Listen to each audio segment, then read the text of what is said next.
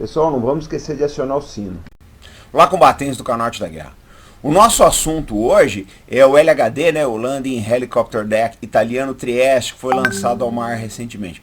Então eu vou dar um descritivo aí do navio, depois eu quero fazer algumas considerações que eu acho bastante oportunas aí em função desse fato. Acompanhem conosco.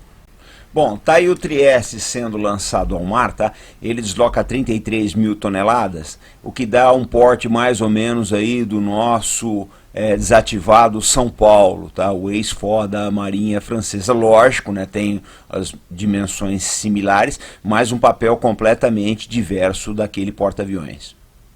Bom, uma coisa importante a saber é que o Trieste vai substituir o Giuseppe Garibaldi, que vocês veem na foto aqui, tá? Em relação ao qual o Trieste é bem maior, tá? E, lógico, tem sensores muito mais modernos, aí apresenta uma operação muito mais complexa que o Giuseppe Garibaldi. E lembrando que o Giuseppe Garibaldi tem apenas a função de porta-helicópteros. Esse aqui é o navio de assalto anfíbio San Giorgio, que o Trieste também vai substituir, né? Ou seja, com apenas um navio, a Itália consegue encostar, tá, duas classes diferentes. Ou seja, uma coisa muito importante, isso confere uma versatilidade muito grande, tá, ao mesmo meio, além de uma economia de recursos para o contribuinte italiano, uma coisa que tem que ser pensada, né? O navio deve entrar em serviço por volta de 2022. Eu deixei um vídeo também na nossa comunidade que mostra o lançamento, é muito bacana, depois vocês vão dar uma olhada lá, mas vamos ver mais alguns detalhes. Aqui vocês têm uma vista do convoo dele, tá? Interessante notar, gente, que essas imagens eu peguei do site da Tecnologia e Defesa, do Francisco Ferro, tá? Essa matéria foi feita pelo Roberto Caiafa, tá muito boa. Quero mandar um abraço aí pro canal do Caiafa. Então o que acontece é o seguinte, esse navio, vocês notam aí o convoo, como eu falei, ele tem mais ou menos o comprimento aí e o deslocamento do São Paulo, e ele é para mais ou menos 10 helicópteros e umas 6 aeronaves F-35B da Marinha Italiana.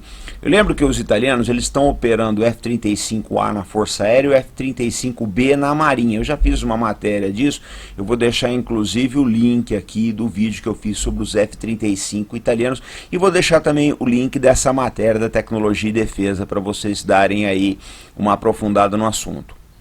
Aí vocês têm, tá, um panorama geral das aeronaves operadas pela Marinha Italiana, né? Então é o AV-8 Harrier, que vai ser substituído pelo F-35B, o EH-101 Merlin, que é um helicóptero acima de qualquer suspeita, tá? O SH-90 também, e eles usam drones Scancopter também, além de algumas aeronaves menores, né? Mas o grosso do Trieste parece que vai ser o Merlin e o F-35B. Já tem um F-35B, parece que entregue à Marinha Italiana aí. Aqui vocês veem as diversas fases da construção do navio, tá? Ele deve operar com uma tripulação aí de até são 460 marinheiros necessários à operação do mesmo. Agora a gente vai dar uma olhada nas capacidades anfíbias do navio. Bom, e a doca do navio também permite que ele opere, né, com barcos do tipo LCAC, né, ou catamarãs também LCM ou LC-23, tá, e LCAT. E o que é interessante é que o navio tem capacidade também de levar carro de combate Ariete ou 5 Iveco LVM, tá, ou até um VBR Centauro. A capacidade de operação aí de soldados, algumas fontes colocam como 300, outros como até 600. Lógico que isso varia muito conforme o equipamento que você está levando aí e como você quer organizar essas suas tropas.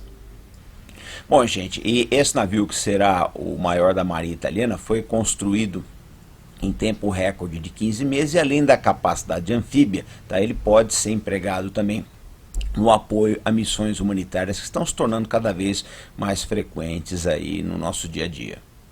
Bom, gente, então esses são dados oficiais do fabricante, tá? O que acontece? Ele tem 3 canhões 76mm que podem ser empregados aí basicamente como antiaéreos, tá?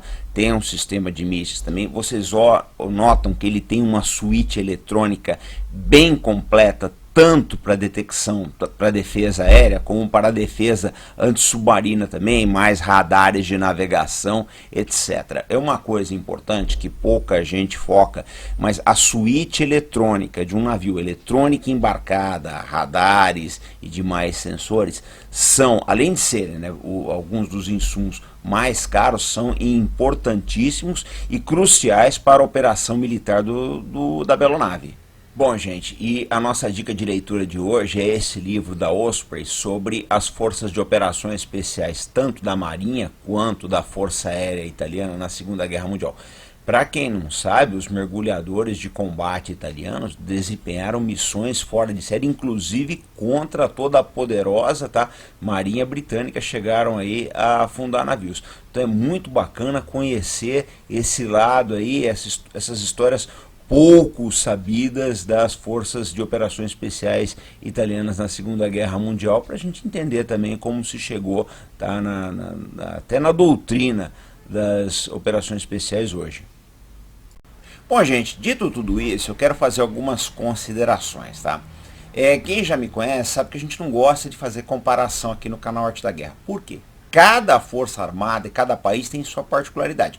A Itália desenha a marinha dela segundo os compromissos que ela tem junto à OTAN, tá? E as suas aspirações políticas, tá? O seu histórico de operações na Europa e no Mediterrâneo e em outros mares do mundo aí. E é lógico, né? Eles vão desenhar a marinha em função de todas essas condicionantes que eu coloquei aqui. Então não adianta dizer a Itália fez isso, nós vamos fazer aqui também, porque o nosso compromisso é diferente, a gente quer outras coisas. É lógico, tem que ser analisado, tem que ser sopesado, a gente precisa conhecer tudo isso para poder entender o que nós podemos fazer daqui para frente. Tá? Mas querer dizer, não, isso aqui funciona na Itália, vai funcionar aqui no Brasil também, é muito perigoso tudo isso. Bom, por que eu coloco essas coisas? Porque eu canso de ver aí, gente, o pessoal repetir as coisas na internet que nem papagaio. Pega uma coisa que leu no site, aí já faz um vídeo aí e sai deitando sabedoria com C cedilha. Não, porque isso aqui era bom para a Marinha do Brasil, esse outro também. Gente, os almirantes estudam 40 anos para chegar no posto, são 40 anos estudando. Então não vem você aí, tá, que olhou uma coisa e viu num site achar que você já tá dando pitaco, porque não tá. Vai estudar muito, tem que ler muito, são anos e anos e anos de teoria e prática. É um problema que falta muito aí para internauta, é prática. O cara não viu isso daí, não sabe como é que é uma docagem de navio, como é que é um plano de manutenção, como é que é um plano de aquisição de material, de modernização, uma modificação de navio, como é que isso funciona, o treinamento de uma tripulação, etc. Então eu acho muito perigoso, por isso que nós dificilmente recomendamos algum veículo de mídia aqui, as coisas são muito bem pensadas, o pessoal fala muita bobagem, essa é uma realidade. Tá? Esses dias mesmo eu vi o pessoal, ele pega um conceito na internet, não aprofundou mesmo e sai dizendo aí não, porque falta, um deles é defesa de ponto, não, porque a defesa de ponto, não tem defesa de ponto, falta defesa.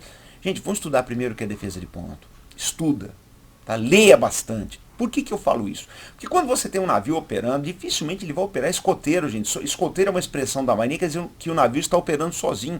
Ele é parte de um sistema de defesa mútua, tem que ter escolta, ainda mais um navio capital, que nem um porta-helicóptero de assalto anfíbio, que é o caso aí no Trieste, você não vai operar sozinho, precisa ter todos navios de escolta, ou seja, contra-torpedeiros, ou fragatas, ou corvetas, o que quer que seja, mas eles propiciam um apoio mútuo. Antes desse navio chegar na área de operações, você já tem navios operando na frente aí. Tá?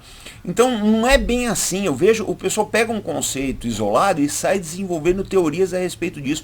Eu acho que isso está fazendo mal terrível para a cabeça, principalmente do adolescente. Eu vejo o pessoal chegar aqui com umas ideias completamente deturpadas do que é uma força naval. As coisas não funcionam dessa forma, gente. Não é porque você pega um artigo num site, tá? Você leu lá um artigo e sai tirando conclusões que aquilo é a realidade. Não é. Eu falo sempre para vocês, procurem conversar com quem serviu, vão a simpósios, vão a encontros, vão a workshops, tá? Vão a essas feiras de defesa, conversem com o profissional, gente. Converse com quem operou, esse cara vai te mostrar aspectos que você não conhece ainda, vai te mostrar gaps que você nunca imaginou que existisse. Quando você bate um papo com o operador, é impressionante como ele abre a sua cabeça. Tá? Outro dia um rapaz escreveu aqui pra mim uma coisa que é uma verdade. Falou, comandante, o que eu tenho visto aí é cego guiando cego. E é mesmo, gente. O pessoal lança conceito, sai da cabeça deles, não tem conhecimento, não entrou no navio, não sabe como é que é, não sabe como é que funciona uma força, tá? Não sabe como é que é a organização para combate de um navio e sai deitando, o que eu digo sempre, sabedoria com C cedilha. Fica muito difícil isso. Então vamos tomar muito cuidado com isso, para não tirar conclusões apressadas, tá? Para não criar uma marinha que só existe na cabeça de alguns internautas, pessoal, tá? Tem coisa que eu acho que só existe na imaginação de um pessoal. E vamos botar o pé no chão, tá ok? Vamos estudar bastante antes de sair tirando conclusões, antes de sair criando teorias, que é o que eu mais vejo por aí. Pessoal criando, nunca embarcou, não sabe como é que um navio funciona e sai criando teoria por aí. Vamos parar com isso, pessoal. Vocês não estão estudando defesa, vocês estão lendo gibis da Marvel, é outra coisa. Bom, gente, esse foi o nosso vídeo de hoje. Aí desculpem a bronca, mas eu sou assim mesmo. Eu parto do seguinte pressuposto: quem vem aqui no canal Arte da Guerra, vem aprender com as experiências de quem operou. Tá? Então eu não vou dourar a pílula para vocês. Eu não tô aqui para alisar ninguém, não. Eu tô aqui para ensinar. Tá? Então eu queria dizer o seguinte, eu queria lembrar que hoje, 27 de maio, faz 78 anos que o Bismarck foi afundado na Segunda Guerra Mundial, uma perda trágica para a Marinha Alemã. Mas eu lembro uma coisa, o Hitler nunca foi uma pessoa que acreditou muito, tá, na importância de uma marinha de guerra. Deu no que deu. Se ele tivesse estudado mais, tá, talvez a tragédia do Bismarck não tivesse acontecido. Então fica de lição essa data aí, tá? De lição aí pra gente pensar o que é uma marinha de guerra, como ela é complexa, tá?